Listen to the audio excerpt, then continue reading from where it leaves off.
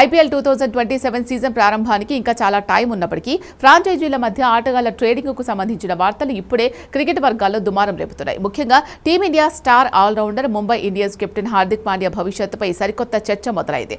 IPL 2026 సీజన్లో Mumbai Indians జట్టు పాయింట్ల పట్టికలో 9వ స్థానంతో సరిపెట్టుకుంది. హార్దిక్ పాండ్యా నాయకత్వంలో ముంబై జట్టు ప్లేఆఫ్స్ కు చేరుకోలేకపోవడం ఇది వరుసగా రెండోసారి. దీంతో అతన్ని జట్టు నుంచి రిలీజ్ చేస్తారా లేదా వేరే జట్టుకు ట్రేడ్ చేస్తారా అని ఊహాగానాలు జోరందుకున్నాయి.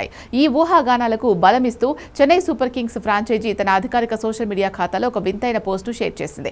కేవలం ఒక ఫోన్ ఎమోజీ, కళ్ళ ఎమోజీలతో పాటు రొటేషన్ సింబల్ ను జత చేస్తూ లియో హాట్ లైన్ అని రాసుకొచ్చింది. దీనికి ఎలాంటి వివరణ ఇవ్వకపోవడంతో అభిమానులు తమకు నచ్చినట్టుగా అంచనాలు వేయడం ప్రారంభించారు.